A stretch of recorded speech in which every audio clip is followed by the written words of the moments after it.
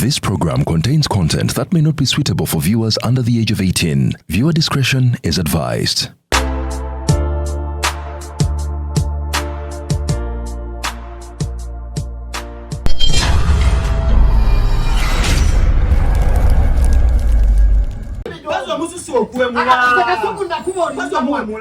Nakuba Enyimba wange teruzanya ku radio kubanga kubandu manyi wa audience yange teruzanya ku radio teruzanya ku TV Enyimba wange rutambulanga katambika pono mpola buli omwalufuna mu kimugu so Enyimba wange nayimba musomo gw'abakulu gwe lukwata koki kati gwe omwana w'omuto lwaki olumuwulira nakyo amukontolinga kubanga alina essimu abiraba fadi goza ddo omulekede kyodenkudi kiri bwe kiti omanyi gwakula weegomba sseba gundi sseba oneyafa omugenzi noha basudde lwaki oyimbanga basudde oyinza okuyimbanga basudde n'ofuna adde 10 ennaku ekyali musaba n'abawala bakukyago walukaganga jjuza walukagga ajjuza kalenda ate nze ntegeka kalenda nze ndali ero beach abantu bava mu kibuga ne bagenda mu kyalo abantu kasuku bayagadde ebintu by'ekisiru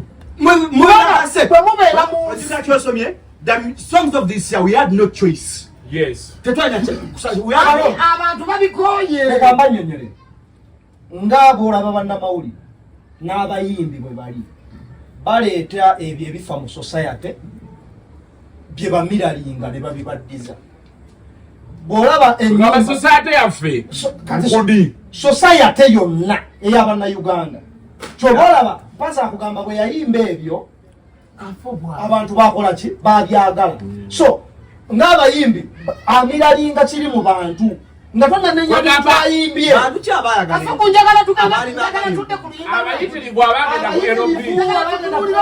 ku NOB Franco Sirisi oluyimba lwekudi terulina vidiyo believe it or not lwe luyimba ndooza wabadde wayise ebbanga oluyimba olukubye okuva January mpaka omwaka okola kubanga olusaako ebigambo olusaako TikTok live nawe omuyimbi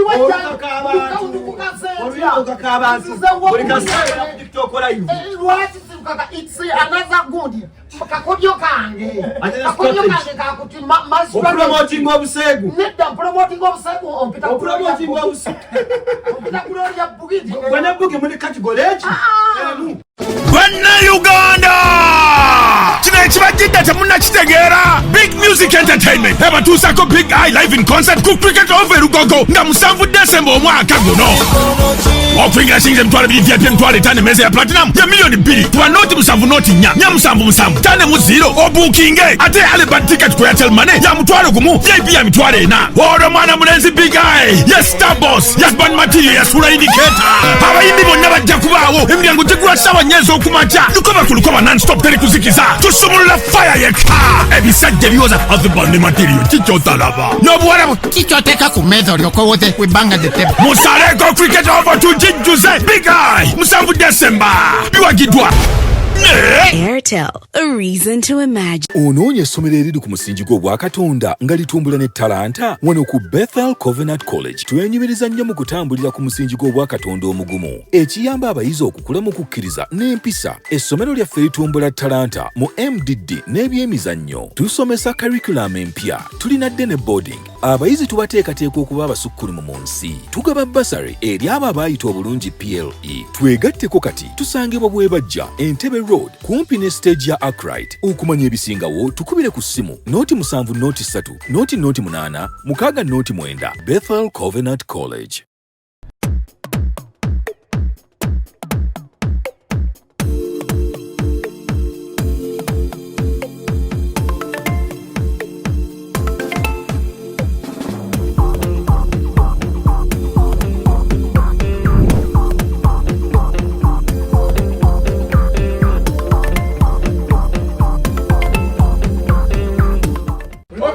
Welcome to yet another edition of Kasuku Live. Tusinzidde wano Kajansi bw'okwata ku ttaawo booti okwata ekidde ebweya ekyettaka ogenda shopping center esingawo obunene wano we tuli bayitawo hair trends tulina wig the wig weave wig wig, weave, braids, byonna ojja wano. Then wali awaddako tulina Rovi's Beauty Parlor. Bano bo basiba enviiri, bastyling enviiri, bakola makeup, njala, braiding, retouch. Omwana obajja nkoleko enjala wano nga bwetuwogera. Kyandibadde kinyuma nnyo.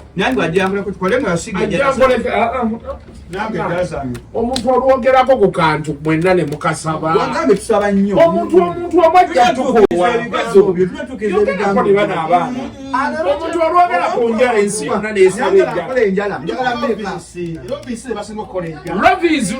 Rovi's. Bagatwalako. Naye kati linda, lwaki temusalira ddala wiigi? Kubanga musaba biri wano. Kati saba wiigi bakuteeke. Ate nejja kugendera ku kirefu.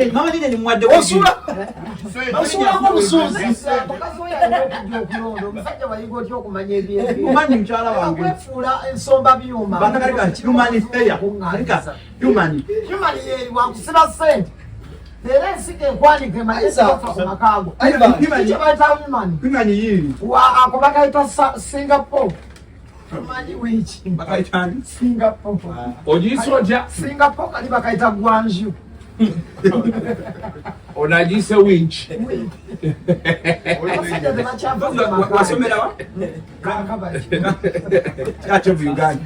Tugenze otuula wano nga Mbuga yakalangirira pressure group empya the Democratic Alliance. Democratic Alliance yali yegondi Kenya. Ruto sije yajirako. Ruto je yajirako Democratic Alliance. Bana Masaka ekintu mukyagala tubandizibu batuzambizibu buli kimu Masaka Alliance ebelese n'omusajja waffe abadde wabula eyo Kasiba Ante Honorable Kasiba Ante naye avuddeyo tagenda kuwangula abadde mufaamu tagenda kuwangula Moses Kasiba Ante naye azze era kubabuulidde olwaleero ebadde nga kidaala kya byabufuzi kya njiri. How do you baada ekomyewo yali ku CBS bakitadde wali mambo bado. How do you call a group of failures? Oppenheimers. A group of failures. A group of failures. Political failures. Political quigamasti. Lekera awo ebintu ebyo. Lina gwangwa n'okujjayo mpaka mulale yonna. Political Maguires. Political quigamasti. Political Manchesters. Abadde kyoli musiru. Kati gundi abeegasseeko lukwabo. Elias ayina musajja we gw'atayinza kuvaamu. Besigye. Bali bati. Tamuta nganze bwendi naawe. Nze mu byonna. Suku yakutadda. Nze mu byonna. Kati nze simuta. Yangalanga kato sigwe. Nze simuta. Nze mu byonna bigenda maaso. N'omwani okulaba nga Masaka yeera kuliwamu kati mu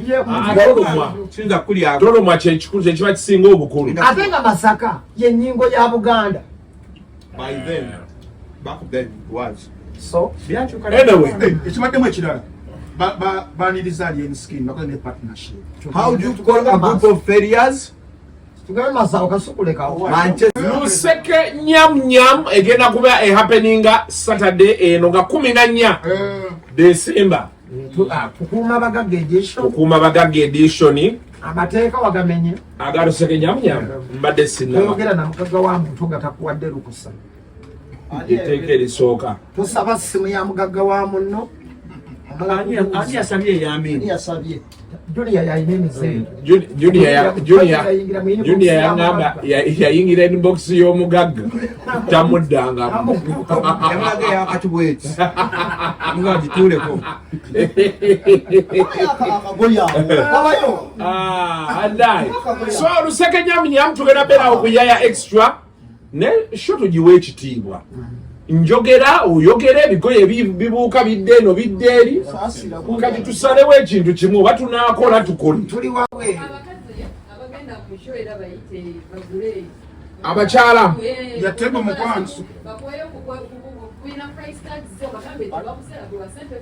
buwiigi leta wiigi Kano kashira price. kati kano shira price kojja okwambala ng'ojja ku luseke nyamunya kati kano kaba kammeka kano omukadde wange owakyenda mukube kano ka mitwalo 4 ndowooza okalabye Kasukutta kulonda. nzaako omukadde wange kaliwa Ngekyo. So nyamba jangu nyamba. bwe bajja kugamba oli gay ate babyogera ddala naye toweweera And it's okay.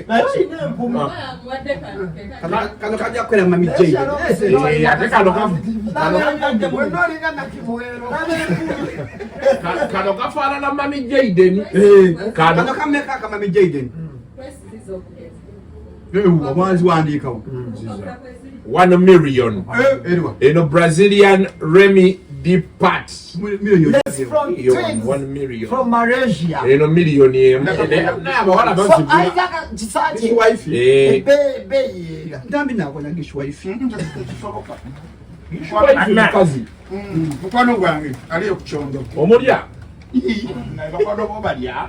Ndabise enkyalo ni. eno million Ndibulala. 1 million yebekutte Asonga. Yaseka sebanga. olabikidde ddala nga mama nyabo ontekako ebyo bintu omanyi Aluguni yakambala ludaku. Tweteke aluseke nyam kumabaga gedisho ga kujocha. sijja kujjako ebyo Olina ekiwala kwambaze. kambe n'empalaata yange lekera kati Wanvumye obubikanda ekwonola bikocha. kati eyeri Ofana wida kulisi bayi. Ofana wida kulisi bayi. kati eno ya mitwalo 2 naye bulijjo abakazi zo tezibaviiri zaabwe aba ayambadde bwambazi wiigi ate n'omulaba nga akikwatira ddala mu azizza emabega ate gwofaananye maama namanda omutunzi w'obuugi Ate gwe mama ku stage Ofana mama Kamilati. stage y'enabweru mu kafunde olimukko n'empumi wano ayina empumi ano bulijjo agisuulako omanyi ebyo ebikazi ebibibi bye ebyagamwa so zayo wigi tukole lekayo fuatuyagala kukola ebyo byonna lomisipala yebituwa wano ekajjasukutidda egweya kasaawe k'ennyonyi aha nga wakakaweta booti so kasuku tutwale ku mulamu omulamu olunaku lwaleero twagala kwogera politics mukomyawo oyinza okera ku makya nga mpuuga yatukuttemu nga ye vice vice president wa Kisoboka. Uganda Anti baba musubi. Kati ngaliko wakola ki vice. Kitiibwa. Alupo. Akola. Akula wenjeji. Fogodia ni my yabadde ne kala mojja kati fogoda my family olese byali Fogodia ni my family kitegeeza omuntu okukuwa neweetereza ne family eyo n'abalala Ewamu teri baasonga gye beesimbewo. no ate kati wano mu Uganda weesimbawo kimbi ekisiru Bazi weesimbe Makenji. byakisiru Bavubuka youth council. mu byekisiru oyagala nnyo n'ebyekisiru naye kenyini Lwaki bakisiru? Era nga weeba ebiri ebyekisiru naye weesimbe ku basiru okiikirira abasiru. byekisiru kasigale mu kuyimba kyetubadde Nakyo oyimba bya kisiru. So it would make sense. anyimba byakisiru ebiriwo kyetubadde tuleeta ate enkudi enninyisiza ennyonyo zimala Nati bya kisiru, yes. ate ebyekisiru bisasula Kati n'abantu Ate b'oba ebyange si bya okiikirira. nzikiza. Nati b'oba okiikirira. Kiikirira abantu ab'ekisiru. abakwawa bannange Nati weesimbeko bakiikirire. Weesimbe atwale simanya ensujju. Kati ne munnyo aleese oluyimba. ensujju yagyogerako tannagifulumya Masatu ga bulangiti.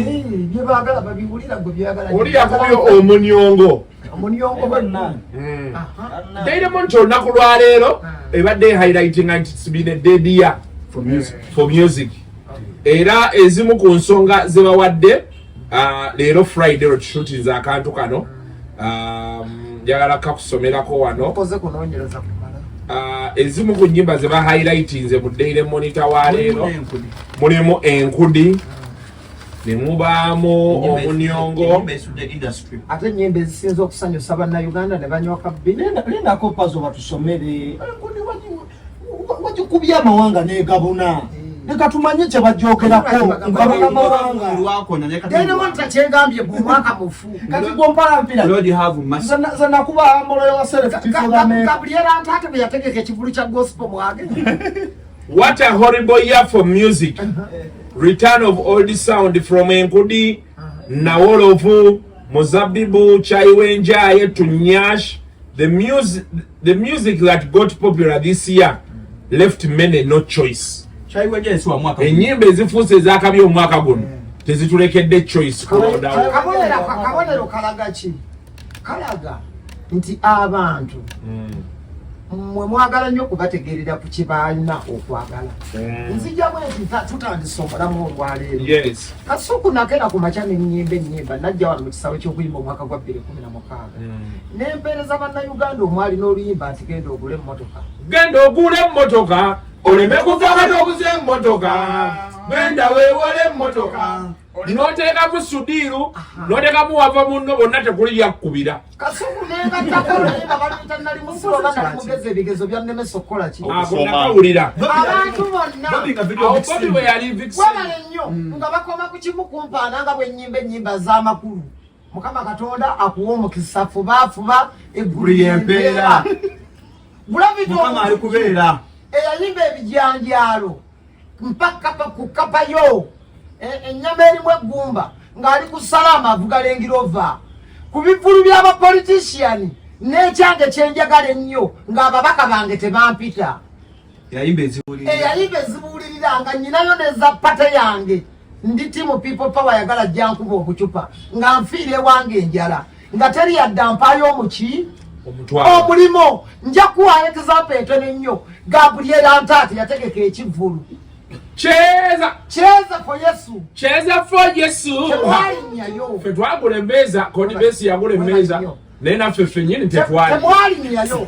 Kyali kibi nnyo. It was terrible sight. Kasuku mu motoka zammwe naddala mmwe ab'amaleediyo z'oluzungu musinga kuwuliriza nnyimba z'abazungu ezijjudde ebigambo by'obuki ez'obuwemu.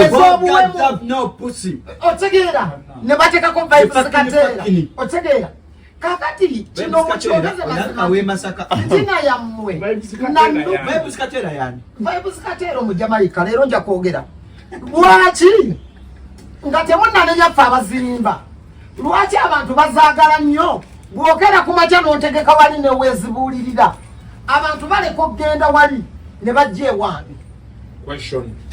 Lwaki abantu kubanga betuyimbira si baana bato nti tubakeza ku ssomero ku makya ne tubazuukusa ne tubanaaza mu kinaabiro nga bwe tutwala abaana baffe ku ssomero betuyimbira abantu bakulu bakola ki betegeerera. Naye kati bwogera ku makya omwana wo nakubuuza ddagi wayimba luyimba ki? Mugamba nayimba enkudi. Osanga kigamba Fahadi. Yes, kubanga Fahadi olwaleero enkudi yemuweerera. Naye mbi. Ate mbi ki? Ekibiba kizina ekibiba kinyumirwa. Muteekawo generation endala egenda okuba kati abaana batunuuliramu. Singa mugamba ffe n'ennyimba ze muyimba ezo. Abaana abaliwa. Kwata omwana wo genda ku YouTube mutereke ennyimba za Pastor Wilson Bugenzi. Owulira kwata omwana wo owulira bulungi sebo kwata essimu yo omuto oguli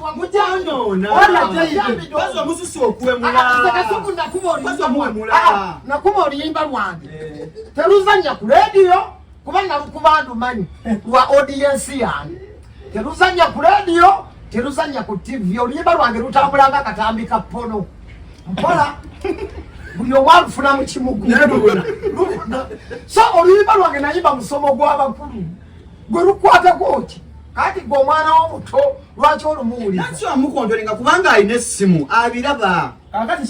Fadi gw'ozadde omulekedde enkudi kiri bwe kiti wakula weegomba sseba gundi sseba neyafa omugenzi noha basudde lwaki bayimbanga basudde oyinza okuyimbanga basudde n'ofuna adde 10 ennaku ekyali musaba n'abawala bakukyago walukaganga jjuza walukagga ajjuza kalenda ate nze ntegeka kalenda nze ndali ero beach abantu bava mu kibuga ne bagenda mu kyalo. Abantu kasuku bayagadde ebintu by'ekisiru bwe mubeera mu kyosomye the songs of this year we had no choice. Yes. Tetwanya abantu babikoye mugamba nnyonyole ng'abo olaba bannamawulire n'abayimbi bwe bali baleeta ebyo ebifa mu society bye bamiralinga ne babibaddiza bw'olaba society yaffe society yonna ey'abannayuganda kyoba olaba Pazo akugamba bwe yayimba ebyo abantu bakola ki babyagala so ng'abayimbi amiralinga kiri mu bantu nga tonanenyayimbye bantu kyabayagala kunjagala tukagala tudde ku luyimba abayitirivu abagenda ku Franco Sirisi oluyimba lwekuli terulina vidiyo believe it or not lwe luyimba ndooza wabadde wayise ebbanga oluyimba olukubye okuva January mpaka omwaka okola kubanga olusaako ebigambo olusaako TikTok live nawe omuyimbi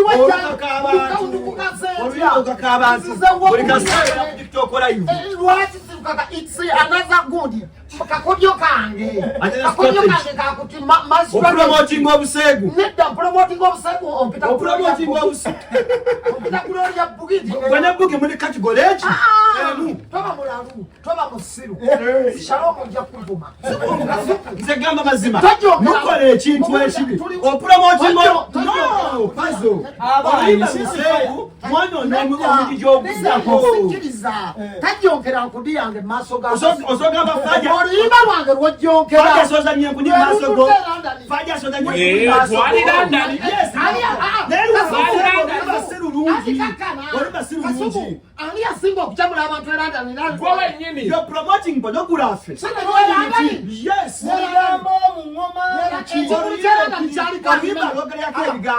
ekimu kyaliko Mariam Ndagire Pastor Wilson Mugembe Sam Masias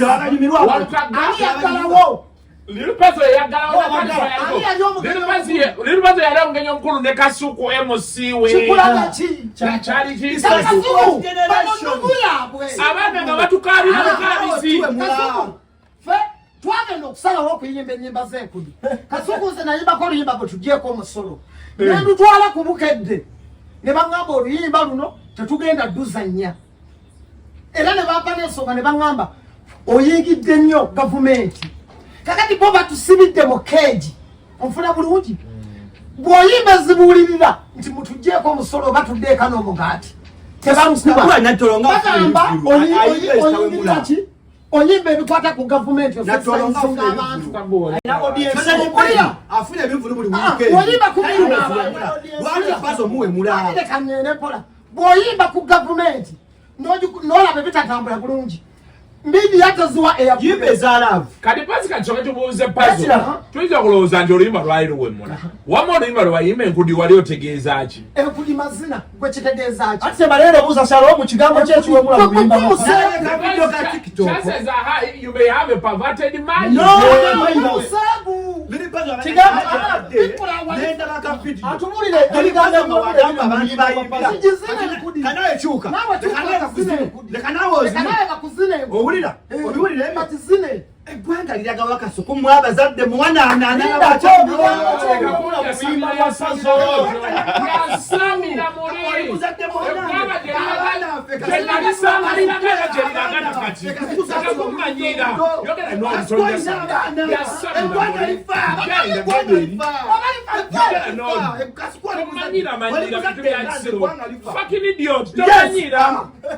nawe olinga onange ntambi kasooka atuwe leka ntambi ateese nzo nesibirako ki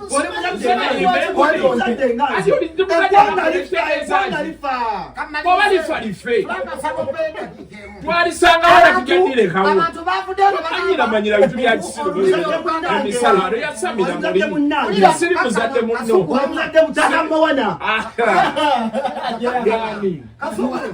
bavudde ne bagamba mbu olulimi Oluganda lukola ki luwemula lugwawo ensonga eziruma Buganda mwe mwennyini mudda ku social media ne muweekula Obuganda ne muvuma Katikkiro omutima ow'omutima bwe tuva ebuddu ne mutyoboola Ssaabasajja ensonga eziruma Obuganda kubikwata ku Buganda nga temuvaayo. Lwatu oyimba ebiru mu Buganda yimba ku mwani.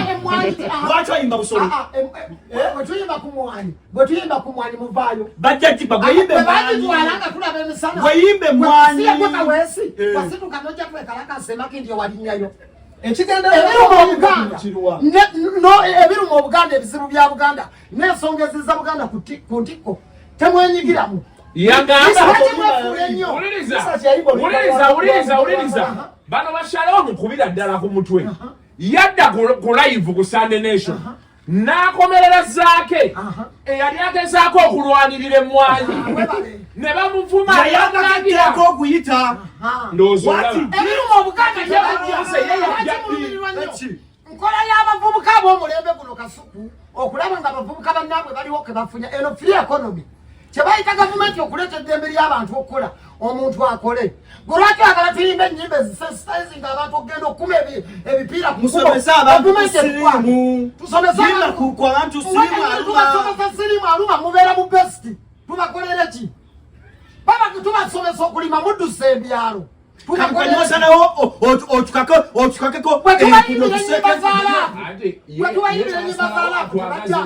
atwagaze ekibuga mu nkumi gwe nali naawe nga bayisiza etteeka eno n'onkubira owaayo otuddewa nega ntudde wano wayi nzijongulireyo ozi wayiga nzijongulireyo noga nzijongulireyo kaki era betwatuula wansi wuliriza betwatuula we twali tutudde yakanda wayi mwanyi bazitutte ekyokukola tewaffe tulye tunywe mbalaba abantu batandise okusimaasima ennyimba zaffe naye Kasuku gwe banaagamba nti bakwata abantu wano teri muyimbi atalina luyimba lutaliimu kuwogola yabikkirira njogere omusuwa ku musuwa bikkirira enkudi saabikirira omusuwa ku musuwa Ulira yandi badayogera kitwe wategeera ki gw'omugwagwa omusiru aneta wategeera ki mukulabika ne ku maaso naye Katonda yakola omusuwa ku musuwa banna kintu kirala nnyo nze bwe tojja biŋŋamba ebyekisiru abaana be baba bankoye bate bagende banoonye bazadde babalala sisobola kumanyirwa kyosiga nsiga futwa na bukyayi ebiruma abantu njagalawo bonna abamanyiira abaana bano lunaabe yabonaabona wano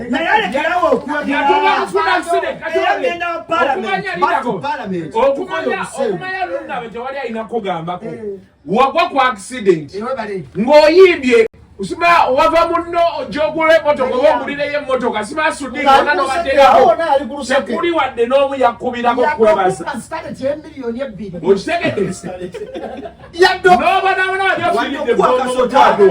wali ofiidde bomu nze lunnabe namulabako nga yakakakobomugwayo yalekalooli temulya yamyuka omugundi yamuwanga ogwankulavi gwe yayimba wamyuka omugundi Uganda nekuyamba netukusabira njagala otekekeyo ekivvulu ekyabanyimba ebyamagezi bye bayita ebyamagezi nate bebayita abayimba ebyabasiru okakase bannayuganda nti nedda batekekeyo ekivvulu kyalunaabe wano wali bateekewo bugembe jjuza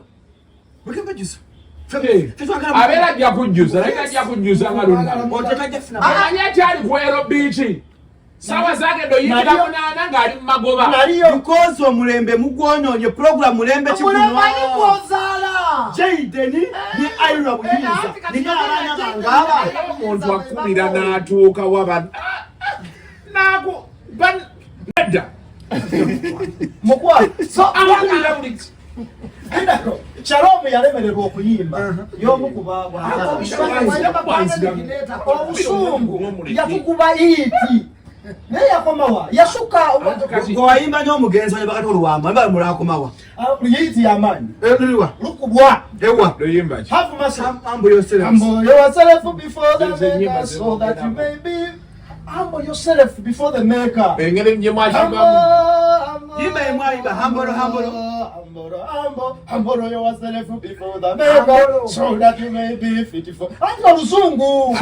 Oluzungu twayimba luzungu abantu Julius tokwasamira yasamira boti ebyente bitwalira Your English is in vernacular. His English is in vernacular. kati njambi abali abakola ng'osise balowooza otegeera Naye ng'agenda ku okitegeera Bamula mwachinga obuseevu. babayita onywa shisha Namuyita mu matu. kati baliyo bagamba njambi nga tateesa waki tebamukikale teesa Shalom ayogera nnyo. Mbu twakuvuvubye. era kyebagambye kusheyazawe Shalom lwatu omukomya Kwe kujiba n'ogiseewo. abona wakoze ekintu naye Wabula YouTube channel. naye musajja si musanyufu akamu ekisooka kapiini kano nkaagadde mu economics batusomesa ekintu kyebayita tests and preferences omupiira oliwo abagira Arsenal because zanya akawoowo olina abagira Chelsea ya Mourinho because okuba kibaasi kibeera ekikubye result the end justifies the means. Yes. What is the purpose of music? You entertain. Mere y'amatu. Is to entertain. Okitegeera naye entertainment ye priority number 1 kusanyusa kakati omuntu wakuba oluyimba nekusabira its purpose of okusanyusa abalugoberere abakiri ebingi tugoberera music webweru eyo yonna yonna oyogedde point ebadde enkulu ngoberedde ba rappers abasinga ba Eminem ba Nicki Minaj ba Jay-Z nogenda okulaba obuyimba structure yabo nga mulimu zi facts zi pussy ate abaana niga ogenda okulaba nga bawadde Grammy Award ogenda okulaba nga omuyimba ogwo babookings abadde successful saagala naye nfa nkiwa Atambule ng'olidde kantu.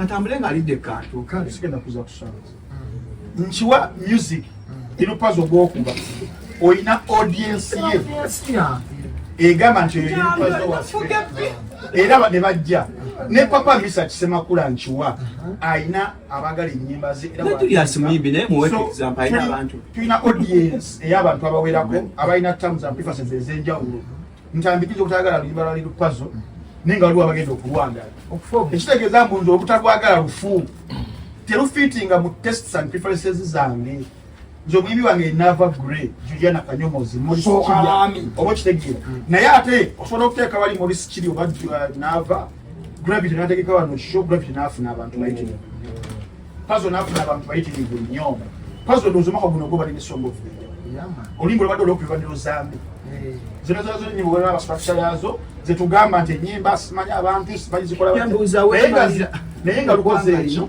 lutambudde kasi sigenda kukomerera muyimbi nga audience eri wali ye lukonsuminze nze mbeerako ekikyamu nga ensi yonna erwagadde singa ensi erukubidde erusimbidde ekikookolo kati ng'oluyimba essaawa zino olwa Gravity ogenda okuwulira amaloboozi agavaayo yesidde abantu balina concerns zaabwe oba okitegeera luyinza bayinza olusibira ekikookolo naye ate gwe wabikkako oluyimba nelusabinga its purpose nelutambula nebakubuukinga ogenze e London ogenze Belgium ogenze Canada ogenze Pakistan ogenda otegedde osadde abaana 19 mu mwaka gumu baŋŋambye ekibuga kyonna lwakuba tekiwulira naye kyonna okimazeewo ofuna hiti buli myaka 8 2016 genda ogula emmotoka ozemu 224 ogenda kuna 237 nedda lindako mpalisa omukono kasuku nyamba omusajja nzitira miguwa gundi omwaka ogujja nyina y'ensujju festival gwalida nti yegenda kukwatanga bweno yakwata enkudi katonda wange omanyi kye nakoze wasamiriddewa wano njagala ku nsujju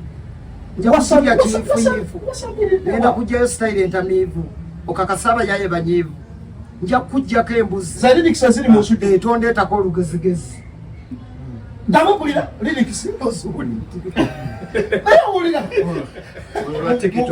mu ggwanga mugwanga tuliro mugwanga lebyagala kasuku mugwanga webazaaki kumala wegwanga lyaffe omukwata ne mungalo mugwanga tulino mukulembeze omwebaza oluyalidikisi mugwanga tulino nga omukuba oluseka kw'olugalo lwa wakati oba osuubira okikirize eggwanga kyenebaza gavumenti kiri ekyo tuli bafu ne gavumenti yekugamba omunoonyereza kwe nakola nga nze mukulembeze ekyo gavumenti y'omusajja va ku gavumenti yaki y'omusajja tokuma bantu muliro genda kujjako gavumenti yani buli muntu yeerabirire mu nnyumba ye ne famire ye bw'oba owulira byennyimba sibikusanyusa teekako walukaga ekyatusomosa lwera judisi babiri egyali alinayo ennyimba z'amaana yesu beera nange owulira Shalom Jaden muteereko Vincent namuddu wanditegedde eti lunkuse wasala so nali mwagala okamala abeewamwe bakunniye ow'omukwano nsaba nsonyi bwe awuliriza kannabadda oshayina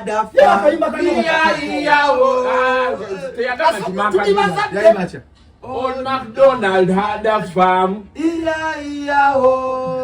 on that farm he had a cow.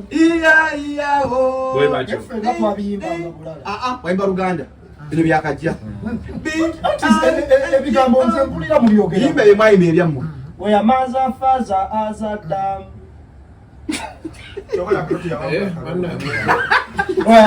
Omuntu oyinza kati biki byoyimba n'olwensonga eyo kasuku nze ŋŋamba bwe nti abantu nti okuyimba mmere yayimbayimbe busengu kyoyagala kyowulira okyali ku busengu tebategeka omusomo gw'abakulu nga bukedde gutegese abakulu omusomo nga bukedde Freedom City n'ebooga era naffe ennyimba tuyimba z'abakulu singa tuyimba wiyanga wimenya many of Uganda amachingalo the bet of it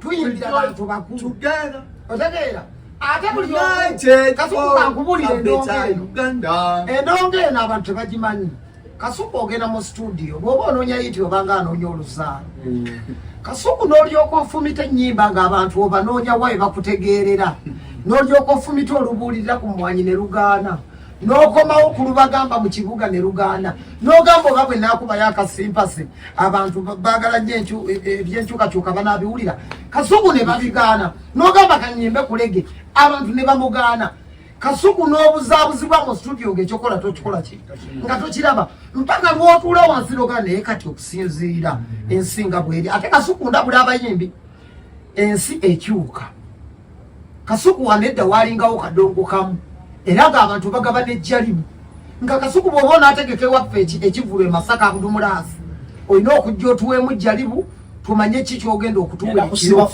owulira ne bituuka ne bikola ki ne biggwawo bino mbyogerera ku pano ye yakasuku live nga ntya katonda endongo lyeryo ekkubo lyakutte eryo oyo dansolo gwe tukuba enkudi nkubuulira olwaleero kasuku bagamba abantu abaana mu defilement kasuku genda olabe ekiri ku tiktok otunuulira akaana ngaebbeere kalireeze kati n'omubuuza nogenda okutunuulira omwana bakagulawundi gyashutingidde ka vidiyo alisemba buli mukyalo mumwanyi muvalira wa kitaawe gyakubira amazina onfune bulungi omuzadde abaana kati genda olabe challenge zebakola obwana obuto obwawummudde buli ku challenge buli mu kuduulira abakazi abafumbo kateekayo sawundi nga kawanyusa ebbina n'ebbeere weeyogerako nga wenyumya ne weetenda nti wakula kimbejja bwera omusajja okukyawa tekisoboka luba lugero ogenda okulaba abagwagwa mu komenti nga bakayingidde wenno nkulya okuze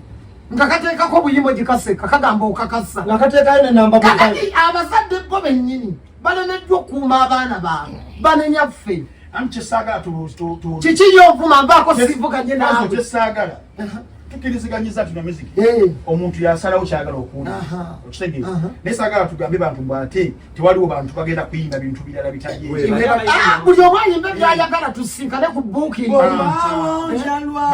misa kyakyajjuza bulungi ajaluna akyajjuza juliana akyajjuza wabeera ategeese n'abagala Catherine utagateka shopu kitegeeza abagala ebyo nabo bakola ki ne bannabyabufuzi bennyini nga banoonya akalulu tukiriziganye coexistence wagenda kubeerawo ebyo era bibaddewo tulina kulimba abantu ebyobusegu bikoze bibaddewo ojjukira amanda byaliwo amanda okujjukira owekimanso oluvaamu 2 ng'atambula paka basigi bwe baza 2 paka Shalom omugisha shadows angels bibaddewo wabaddenga w'amawulire print media waliwo red paper kamunyoni byakolanga nga bawandiika ebyobuki Mr. Hainango era nga babisoma kasuke yakolanga ayina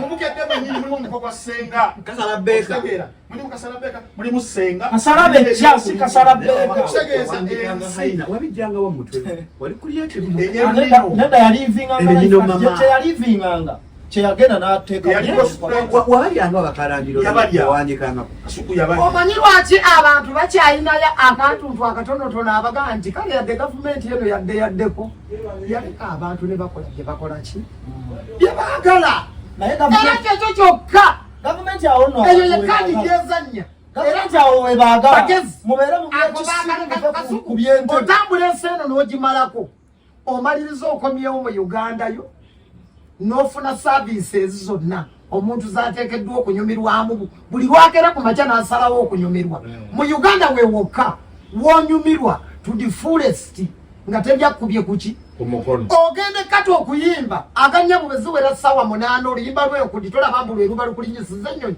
omusajja ebidongo n'abijjako bw'ati agamba obudde buwedde ate abantu bonna ne bafuna naye wano kukuba pate paka kucha kyekireeta abanyarwanda kyekireeta abarundi wano kyekireeta buli muntu n'ayagala okujjako wano era gavumenti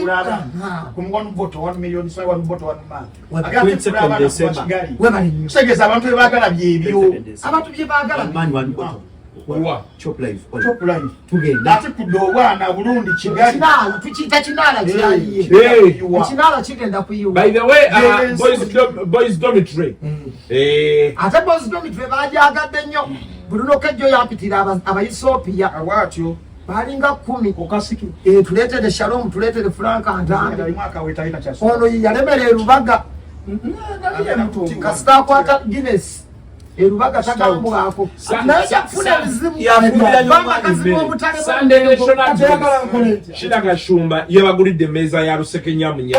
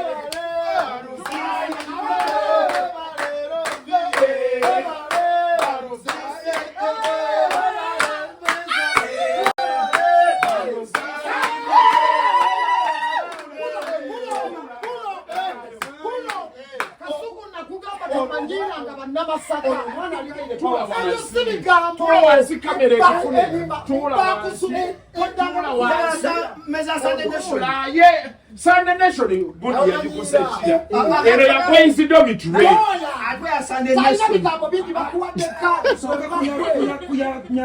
ya chetuliko ondabira taata amini Yoko tunawalienda abagagga bonna babeera bwe batyo babeera kamera shy yeno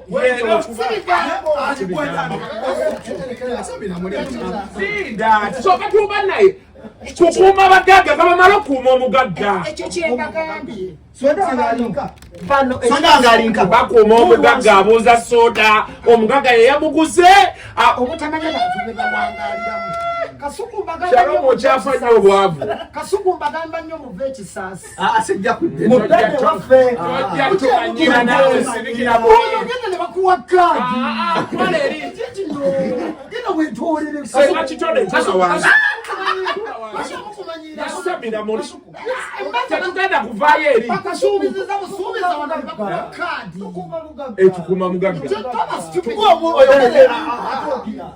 bakuwadde aletta sebo ngenda olwo kaadi yeyogeza amaanyi ga kaadi amaanyi ga kaadi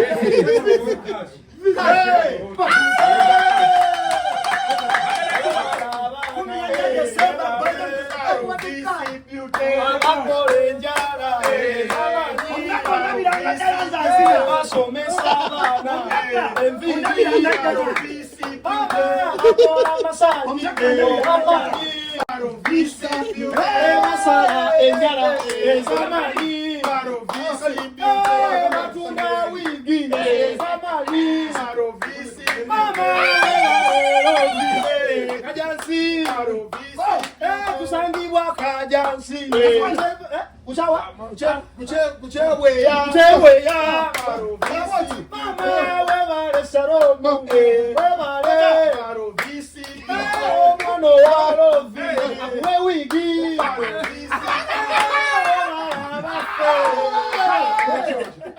kati tusoka tugende tulabe Rovis Beauty Center afunye amaanyi ekyali awo nkoko n'abaana baayo abaffe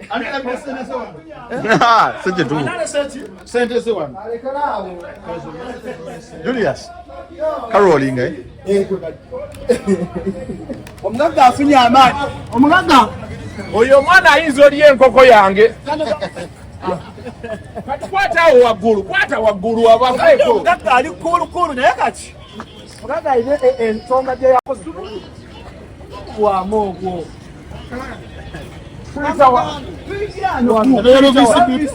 okakutte arovisa Rovis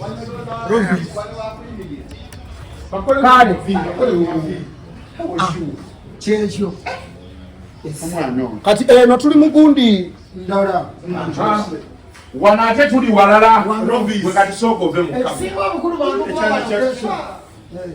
oyo muwala woono tosinika essebo environment ejja kukwata wekatekwatanga defilement ekwatira ku baana babalala ntebe eyo so ogamba otya kati ojja wano n'otuula ne bakolako akaviiri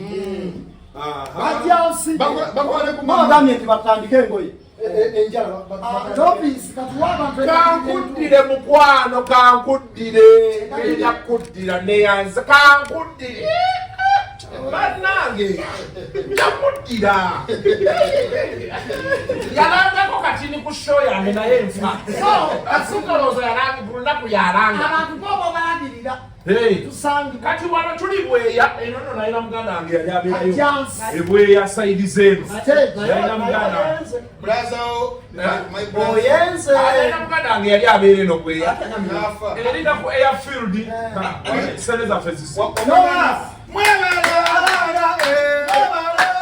musayi muto kati emmeeza ya emmeeza ya boys dormitory yino eze omutegesi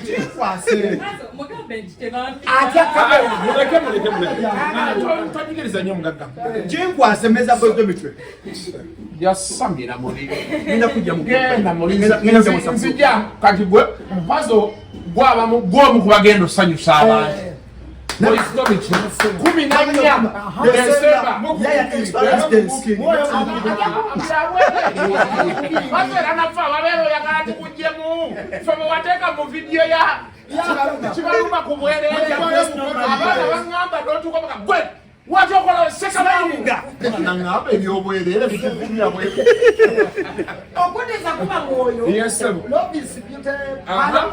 Lobis Beauty Parlor Tuli wano Kajjansi ku busipesho bogwa ku taawo ekajjansi turn left kuchidda kasawu kuchidda ebweya kino bakiyita kyebweya kiri kyekidda ekiwa mirembe kino kyebweya opposite ne polisi y'ekajjansi kati oba wakajja wano ojja kulaba Lobis Beauty Parlor ne hair mujje wano kati waliwo omukyala bamusiba naye tomuteeka mu kamera omukyala bakola ebintu bingi batendeka abaana okusiba enviiri batendeka abaana okusiiga enjala n'okuzisala batendeka makeup ono waffe owa bulijjo ow'abagole n'owa firimu fe abazannya firimu adola namba ya simu ajja tusule akagambo kamubu tuli wano muli ku bakozi ba mukazi mama affe katumwanirize ono munamasaka atudde wansi tuulirawo Pazo gwoba bweva ku mugagga Pazo yamanyi omugagga Pazo tuula kukumalaga edition feka tutudde eno feka tutudde eno so Pazo yogera n'omugagga ebibye bijja kwawukana nnyo omugagga ekitiibwa asinga yebale kuteerawo baana bawala mirimu ekyo kikulu nnyo okutandikirawo abantu b'emirimu n'okulaakulanya ekitundu mukajjansi y'esaaluuni ekwekola ki erimu etukaganye n'omuki ey'amaanyi n'omutindo bannakajjansi Lobis Beauty Parlor CEO waali era balingiritte n'abagole basiba so maama wange osobola nawe okutwongererako bye tutwogedde byokola bino bikusiibula ebingi bye tukola ekisooka batuyita hair trends and Lobis Beauty Parlor yadde amaduuka gali mu ruumu za njawulo naye tuli wamu kati wobozze wonna oba otuuka tusiba enviiri tukola makeup njala byonna era enamba yaffe eri 0709 33 03 29 oba 0709 33 03 29 ebisigadde bajje buzikajjansi wano bakube ku namba z'essimu bafune omutindo bulungi kukidde ebweya aba atulaba nenamba z'essimu bakoze eki ate ekyenjawulo kunnamasaka saluuni eziri mu giraasi tulina gundi tulina saluuni eziri mu giraasi teri byanfu abenjala nabo webali era baffe bwe tumala bagenda tukola nyawumbuza ekibuuzo nga mujjako ebyo temukola ku mimwa amamwa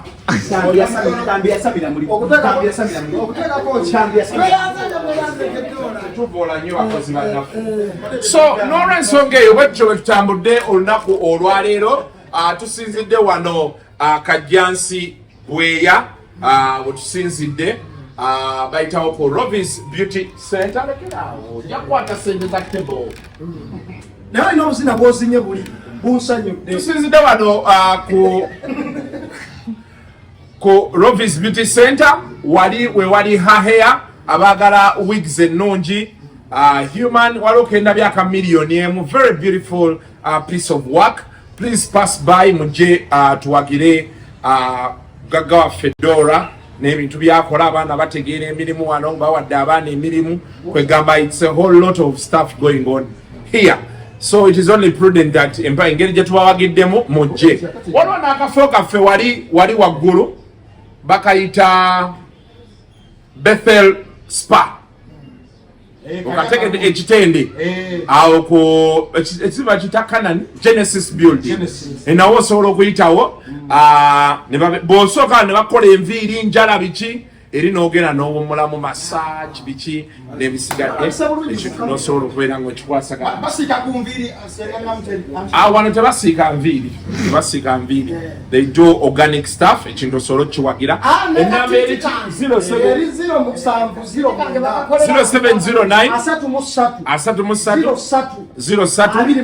23 era ng'obafunako omulamwa tugenda kugubaddiza awo gye mutudde bannange ennyimba ezo buli omu awadde ensonga ze waaki ennyimba ezo zikyatambula twagala okumanya gweze ejjimba oziwagira zigende mu maaso olw'embeera lirupazo gyatunyonyodde n'entambi oba gwe oli ne Shalom agamba nti ebyekisiru tubikooye.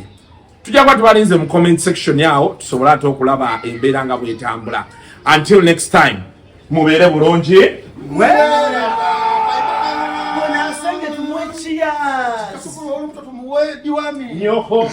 The views expressed on Kasuku Live do not reflect those of the host, producers, or management. They are solely of individuals providing them and do not represent or reflect the official policy or position of this YouTube channel.